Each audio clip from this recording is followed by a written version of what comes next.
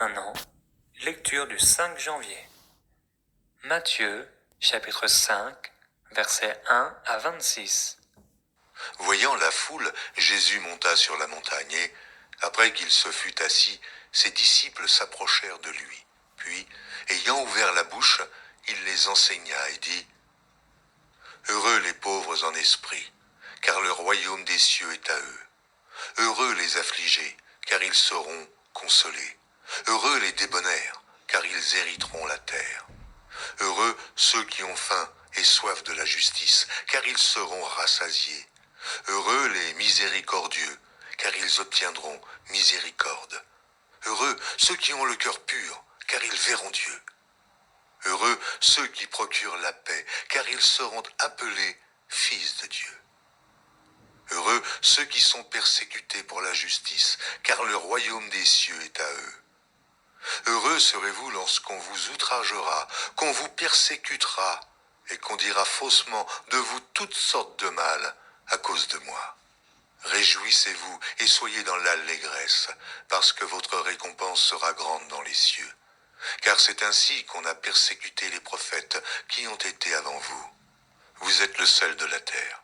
Mais si le sel perd sa saveur, avec quoi la lui rendra-t-on ? Il ne sert plus qu'à être jeté dehors et foulé aux pieds par les hommes. Vous êtes la lumière du monde. Une ville située sur une montagne ne peut être cachée, et on n'allume pas une lampe pour la mettre sous le boisseau, mais on la met sur le chandelier, et elle éclaire tous ceux qui sont dans la maison. Que votre lumière luise ainsi devant les hommes, afin qu'ils voient vos bonnes œuvres, et qu'ils glorifient votre Père qui est dans les cieux. Ne croyez pas que je sois venu pour abolir la loi ou les prophètes. Je suis venu non pour abolir, mais pour accomplir. Car je vous le dis en vérité, tant que le ciel et la terre ne passeront point, il ne disparaîtra pas de la loi un seul iota ou un seul trait de lettre jusqu'à ce que tout soit arrivé. Celui donc qui supprimera l'un de ces plus petits commandements et qui enseignera aux hommes à faire de même sera appelé le plus petit dans le royaume des cieux. Mais celui qui les observera et qui enseignera à les observer, celui-là sera appelé grand dans le royaume des cieux. Car je vous le dis, si votre justice ne surpasse celle des scribes et des pharisiens, vous n'entrerez point dans le royaume des cieux. Vous avez entendu qu'il a été dit aux anciens : tu ne tueras point. Celui qui tuera mérite d'être puni par les juges. Mais moi, je vous dis que quiconque se met en colère contre son frère mérite d'être puni par les juges. Que celui qui dira à son frère Raka mérite d'être puni par le Sanhédrin, et que celui qui lui dira insensé mérite d'être puni par le feu de la Guéhenne. Si donc tu présentes ton offrande à l'autel, et que là, tu te souviennes que ton frère a quelque chose contre toi, laisse là ton offrande devant l'autel, et va d'abord te réconcilier avec ton frère, puis viens présenter ton offrande. Accorde-toi promptement avec ton adversaire pendant que tu es en chemin avec lui, de peur qu'il ne te livre au juge, que le juge ne te livre à l'officier de justice et que tu ne sois mis en prison. Je te le dis en vérité, tu ne sortiras pas de là que tu n'aies payé le dernier cadran. Genèse, chapitre 11. Toute la terre avait une seule langue et les mêmes mots. Comme ils étaient partis de l'Orient, ils trouvèrent une plaine au pays de Shinaër, et ils y habitèrent. Ils se dirent l'un à l'autre : allons, faisons des briques et cuisons-les au feu. Et la brique leur servit de pierre, et le bitume leur servit de ciment. Ils dirent encore : allons, bâtissons-nous une ville et une tour dont le sommet touche au ciel, et faisons-nous un nom, afin que nous ne soyons pas dispersés sur la face de toute la terre. L'Éternel descendit pour voir la ville et la tour que bâtissaient les fils des hommes. Et l'Éternel dit : voici, ils forment un seul peuple et ont tous une même langue. Et c'est là ce qu'ils ont entrepris. Maintenant, rien ne les empêcherait de faire tout ce qu'ils auraient projeté. Allons, descendons et là, confondons leur langage, afin qu'ils n'entendent plus la langue les uns des autres. Et l'Éternel les dispersa loin de là sur la surface de toute la terre. Et ils cessèrent de bâtir la ville. C'est pourquoi on l'appela du nom de Babel, car c'est là que l'Éternel confondit le langage de toute la terre. Et c'est de là que l'Éternel les dispersa sur la face de toute la terre. Voici la postérité de Sem. Sem, âgé de 100 ans, engendra Arpachad, 2 ans après le déluge. Sem vécut après la naissance d'Arpachad 500 ans, et il engendra des fils et des filles. Arpachad, âgé de 35 ans, engendra Shélach. Arpachad vécut après la naissance de Shélach 403 ans, et il engendra des fils et des filles. Shélach, âgé de 30 ans, engendra Héber. Shélach vécut après la naissance d'Héber 403 ans, et il engendra des fils et des filles. Héber, âgé de 34 ans, engendra Péleg. Héber vécut après la naissance de Péleg 430 ans, et il engendra des fils et des filles. Péleg, âgé de 30 ans, engendra Réhu. Péleg vécut après la naissance de Réhu 209 ans, et il engendra des fils et des filles. Réhu, âgé de 32 ans, engendra Sérug. Et Réhu vécut après la naissance de Sérug 207 ans, et il engendra des fils et des filles. Sérug, âgé de 30 ans, engendra Nachor. Sérug vécut après la naissance de Nachor 200 ans, et il engendra des fils et des filles. Nachor, âgé de 29 ans, engendra Térach. Nachor vécut après la naissance de Térach 119 ans, et il engendra des fils et des filles. Térach, âgé de 70 ans, engendra Abram, Nachor et Haran. Voici la postérité de Térach. Térach engendra Abram, Nachor et Haran. Haran engendra Lot. Et Haran mourut en présence de Térach, son père, au pays de sa naissance, à Ur, en Chaldée. Abram et Nachor prirent des femmes.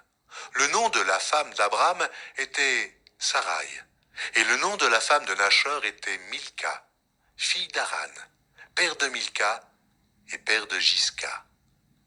Sarai était stérile, elle n'avait point d'enfant. Térach prit Abram, son fils, et Lot, fils d'Haran, fils de son fils, et Sarai, sa belle-fille, femme d'Abram, son fils. Ils sortirent ensemble d'Ur en Chaldée pour aller au pays de Canaan. Ils vinrent jusqu'à Charan et ils y habitèrent. Les jours de Térach furent de 205 ans et Térach mourut à Charan. Genèse, chapitre 12. L'Éternel dit à Abram, « Va-t'en de ton pays, de ta patrie, et de la maison de ton père, dans le pays que je te montrerai. Je ferai de toi une grande nation, et je te bénirai. Je rendrai ton nom grand, et tu seras une source de bénédiction. Je bénirai ceux qui te béniront, et je maudirai ceux qui te maudiront, et toutes les familles de la terre seront bénies en toi. » Abram partit comme l'Éternel le lui avait dit, et Lot partit avec lui.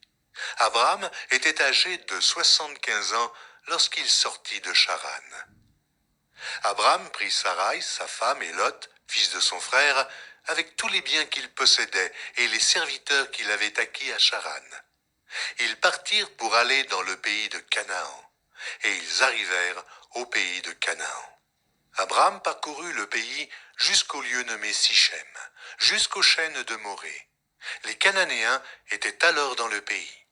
L'Éternel apparut à Abram et dit, « Je donnerai ce pays à ta postérité. » Et Abram bâtit là un autel à l'Éternel qui lui était apparu. Il se transporta de là vers la montagne, à l'orient de Béthel, et il y dressa ses tentes. Ayant Béthel à l'occident et Haï à l'orient, il bâtit encore là un autel à l'Éternel, et il invoqua le nom de l'Éternel. Abram continua ses marches en s'avançant vers le midi. Il y eut une famille dans le pays, et Abram descendit en Égypte pour y séjourner, car la famille était grande dans le pays. Comme il était près d'entrer en Égypte, il dit à Sarai, sa femme, « Voici, je sais que tu es une femme belle de figure. Quand les Égyptiens te verront, ils diront, c'est sa femme, et ils me tueront, et te laisseront la vie. Dis, je te prie que tu es ma sœur, afin que je sois bien traité à cause de toi, et que mon âme vive grâce à toi. Lorsque Abraham fut arrivé en Égypte, les Égyptiens virent que la femme était fort belle. Les grands de Pharaon la virent aussi, et la vantèrent à Pharaon, et la femme fut emmenée dans la maison de Pharaon. Il traita bien Abraham à cause d'elle. Et Abraham reçut des brebis, des bœufs, des ânes, des serviteurs et des servantes, des ânesses et des chameaux. Mais l'Éternel frappa de grandes plaies Pharaon et sa maison au sujet de Sarai, femme d'Abraham. Alors Pharaon appela Abraham et dit, « Qu'est-ce que tu m'as fait? Pourquoi ne m'as-tu pas déclaré que c'est ta femme? Pourquoi as-tu dit c'est ma sœur? Aussi l'ai-je prise pour ma femme. Maintenant voici ta femme. Prends-la et va-t'en. » Et Pharaon donna l'ordre à ses gens de le renvoyer, lui et sa femme, avec tout ce qui lui appartenait. Genèse, chapitre 13, versets 1 à 4. Abraham remontait d'Égypte vers le midi, lui, sa femme et tout ce qui lui appartenait, et Lot avec lui. Abraham était très riche en troupeaux, en argent et en or. Il dirigea ses marches du midi jusqu'à Béthel, jusqu'au lieu où était sa tente au commencement, entre Béthel et Haï, au lieu où était l'autel qu'il avait fait précédemment. Et là, Abraham invoqua le nom de l'Éternel. Psaume, chapitre 5. Au chef des chantres, avec les flûtes, psaume de David. Prête l'oreille à mes paroles, ô Éternel, écoute mes gémissements. Sois attentif à mes cris, mon roi et mon Dieu, c'est à toi que j'adresse ma prière. Éternel, le matin tu entends ma voix, le matin je me tourne vers toi et je regarde, car tu n'es point un Dieu qui prenne plaisir au mal. Le méchant n'a pas sa demeure auprès de toi. Les insensés ne subsistent pas devant tes yeux. Tu es tous ceux qui commettent l'iniquité. Tu fais périr les menteurs. L'Éternel abhorre les hommes de sang et de fraude. Mais moi, par ta grande miséricorde, je vais à ta maison, je me prosterne dans ton saint temple avec crainte. Éternel, conduis-moi dans ta justice à cause de mes ennemis. Aplanis ta voix sous mes pas, car il n'y a point de sincérité dans leur bouche, leur cœur est rempli de malice. Leur gosier est un sépulcre ouvert, et ils ont sur la langue des paroles flatteuses. Frappe-les comme des coupables, ô Dieu, que leurs desseins amènent leur chute. Précipite-les au milieu de leurs péchés sans nombre, car ils se révoltent contre toi. Alors, tous ceux qui se confient en toi se réjouiront.